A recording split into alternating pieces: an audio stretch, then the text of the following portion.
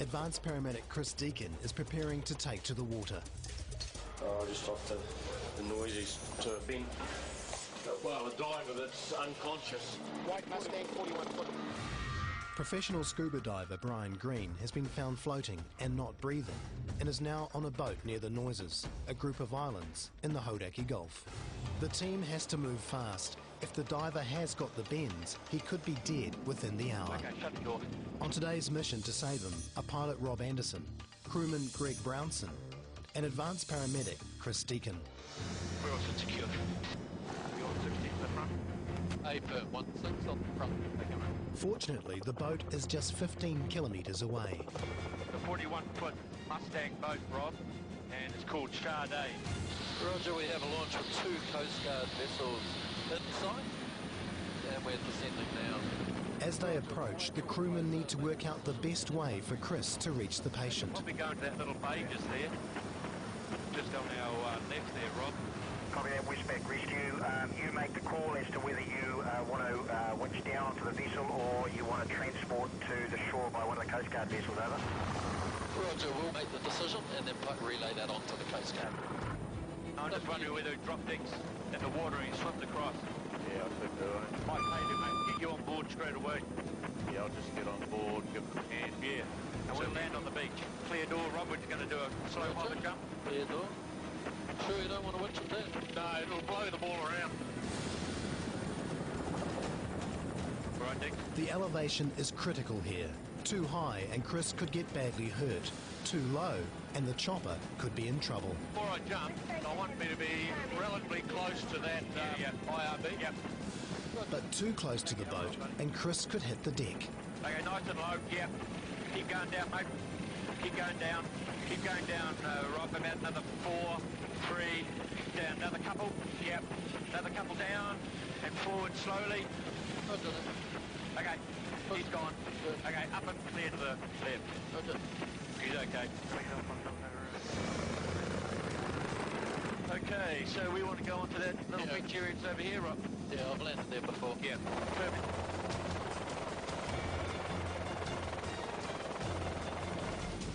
And clear down now. Coastguard Radio, Westpac Rescue 1 is shutting down on the Noises. Paramedic is on the launch, currently assessing the situation. The boat's bringing the patient over now. Okay. There's no time to waste. Chris Deacon has confirmed that the diver is critically ill and getting worse by the minute. There's certainly an element of arterial gas emboli, so, and that would predispose him to decompression illness. So he's very, very sick. Brian has the bends, causing convulsions and terrible pain, and severe damage to his lungs and brain. If the Rescue 1 team can't stabilise Brian quickly, he could die before reaching hospital. Yeah, let's go. We'll get away. In the Hauraki Gulf, Westpac and Coast Guard crews are about to load critically ill diver Brian into the helicopter. Yeah, let's go. We'll get away. Okay. Nitrogen gas bubbling through his bloodstream has caused convulsions and terrible pain. I'll just put that over him.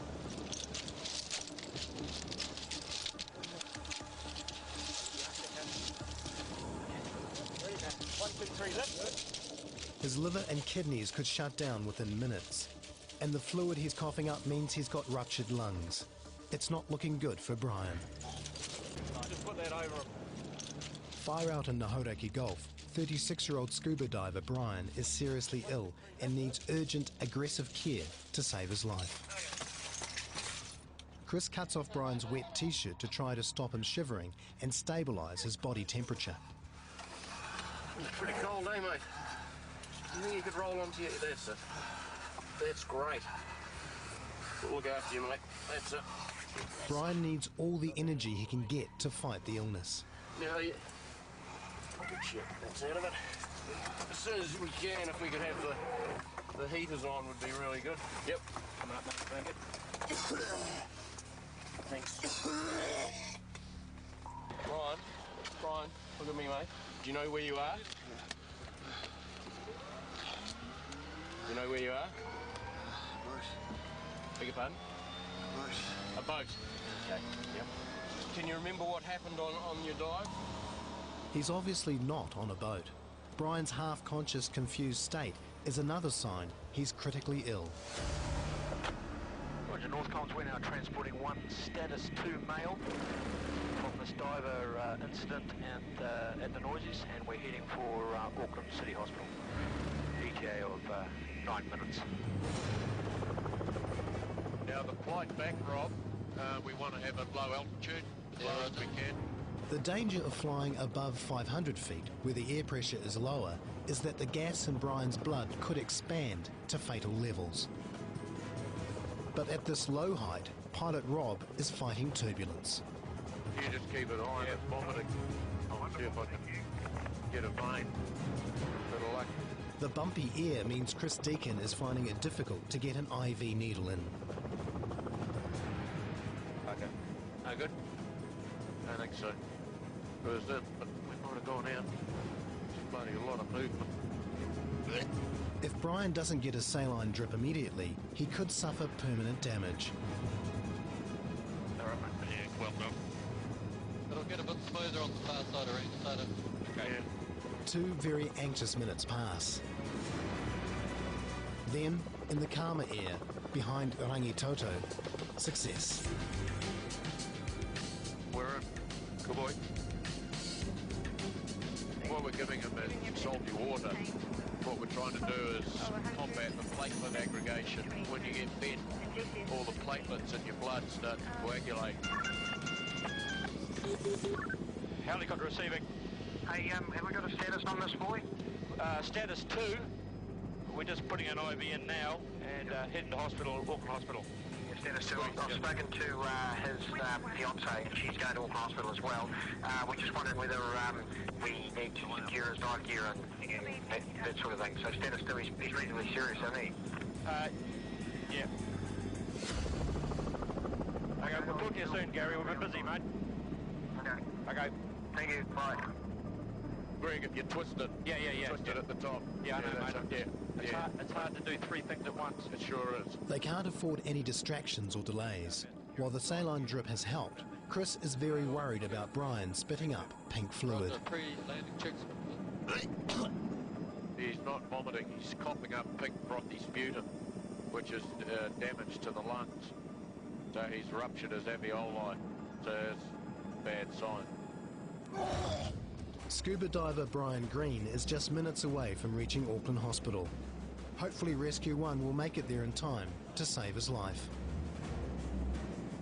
Roger, Northcom, we're now landing at Auckland City helipad. To ensure there are no hitches in Brian's ongoing treatment, Chris contacts the decompression centre at Devonport Naval Base. Yeah, is that Devonport? Yes, it is. Yeah, the patient's unwell. He's had a rapid ascent, so I guess eventually he'll come over to you, but he's got a decreased level of consciousness, so he needs to be treated. We've just landed now, so we just need to go. Okay, thank you. Okay. Bye.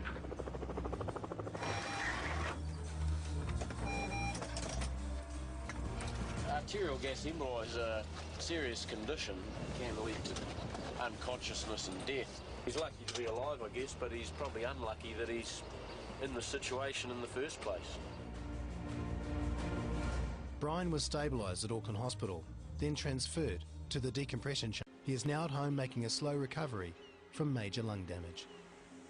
Yeah, first couple of weeks was just, I couldn't walk 10 steps without sitting down. I'd gasp for air for half an hour and then throw up a couple of cup loads of blood. If I wasn't sleeping, I was throwing up. It turns out that Brian's dive regulator had become blocked by a tiny piece of sticky tape, cutting off his ear. Went for a dive, was collecting scallops and breathed out, went to breathe in, nothing. Found I wasn't getting any air, had plenty on my gauge. Reasonably confident in the water, so I just thought I'd be able to sort it out and pretty much just left it too long, I think. The only thing I really recall is the cold in my lungs. Quite a euphoric feeling before blacking out. Without the Coastguard and the rescue helicopter, there'd be a lot of dead people in New Zealand. That's for real. The helicopter guys turned up, and from what I've been told, they were awesome. If it wasn't for the helicopter, I'd be a dead man.